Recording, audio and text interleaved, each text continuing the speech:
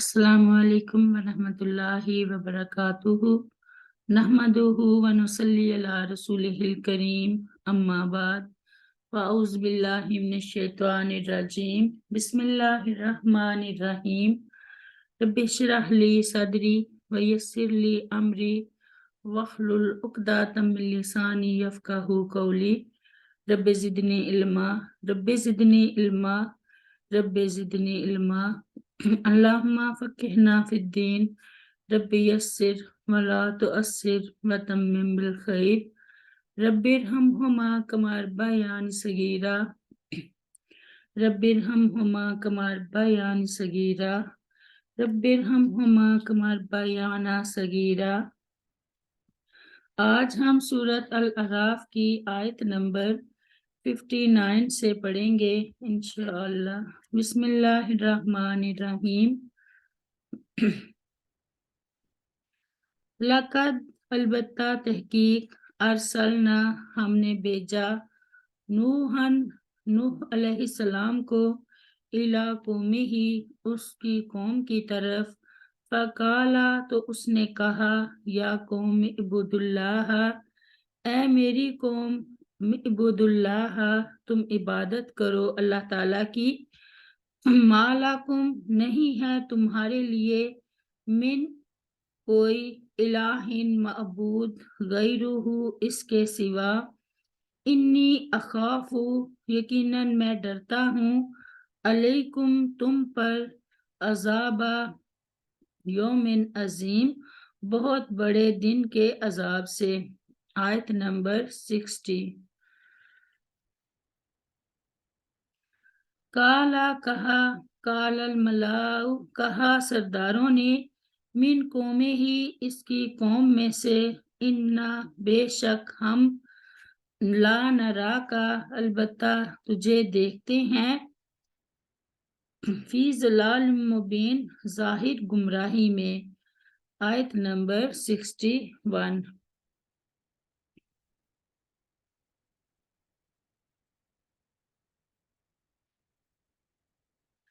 کالا اس نوح علیہ السلام نے کہا یا قومی اے میری قوم، لیسا نہیں ہے بھی میرے ساتھ ضلالتن کوئی گمراہی، ولیکننی اور لیکن میں تو رسول ہوں من رب العالمین رب العالمین کی طرف سے۔ آیت نمبر 62۔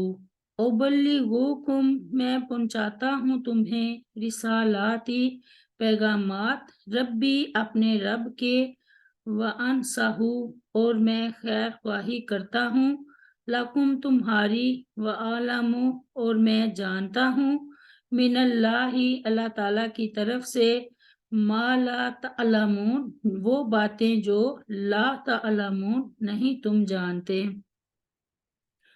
آیت نمبر 63۔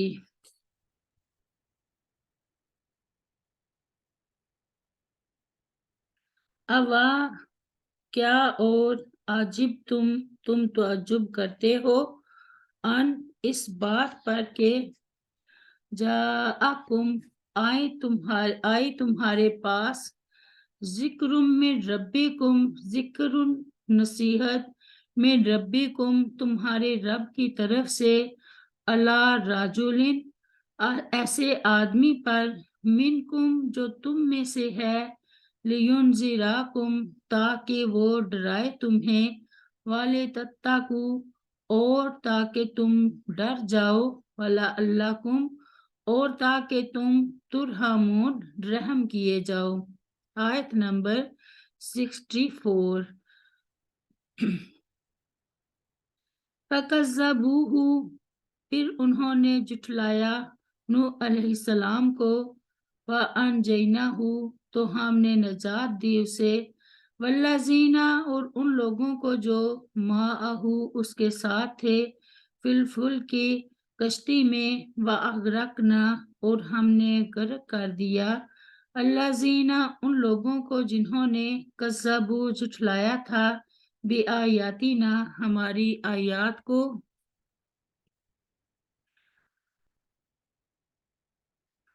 انہم کانو، بلا شبہ وہ تھے، قومن آمین، دل کے اندھے لوگ۔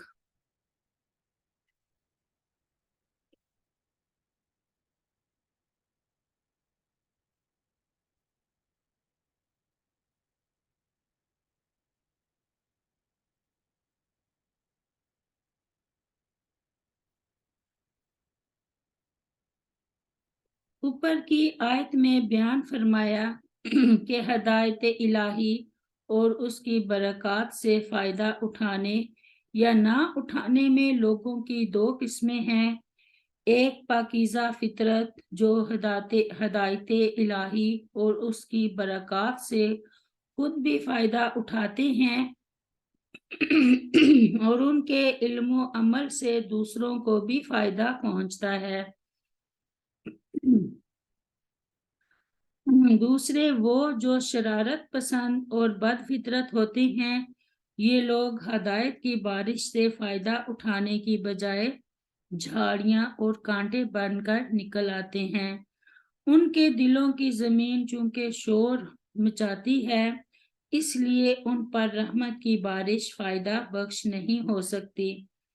اس کے بعد اب یہاں تاریخی شواہد کے طور پر پہلی قوموں کے واقعات بیان کر کے گویا تاریخی ثبوت پیش کیا ہے کہ ہمیشہ سے لوگ دو قسم کے چلے آئے ہیں۔ نوح علیہ السلام کی بعثت سے پہلے جب اس کی قوم کے چند نیک لوگ فوت ہو گئے تو انہوں نے شیطان کی ترغیب پر ان کے مجسمے بنا کر انہیں ان کی مجالس میں جہاں وہ بیٹھا کرتے تھے نصب کر دیا۔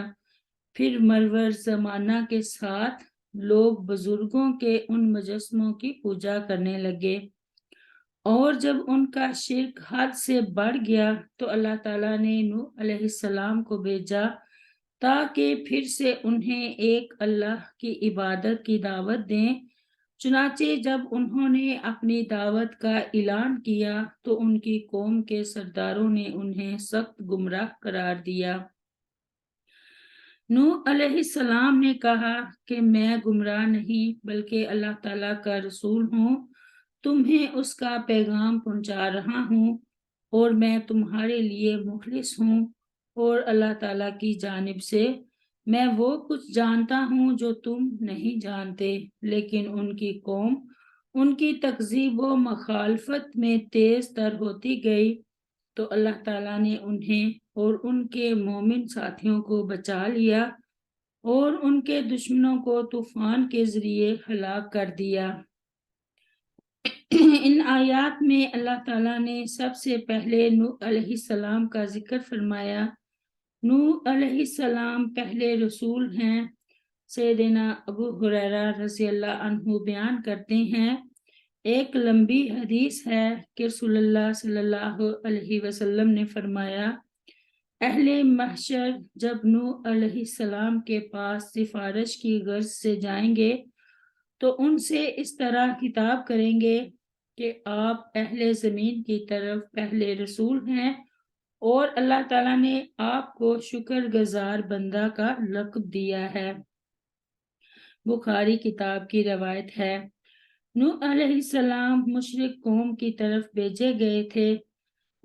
سیدنا عبداللہ بن عباس رضی اللہ عنہ بیان فرماتے ہیں کہ سورہ نوح میں مذکور بدھ، ود، سوا، یغوث، یعوق اور نصر قوم نوح کے نیک لوگوں کے نام تھے۔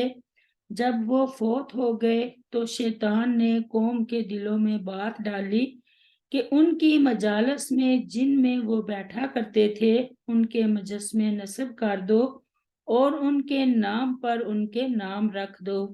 انہوں نے ایسے ہی کیا اور ان کی عبادت نہیں کی جاتی تھی، جہاں تک کہ جب وہ نسل فوت ہو گئی، علم مٹ گیا تو ان کی عبادت شروع ہو گئی۔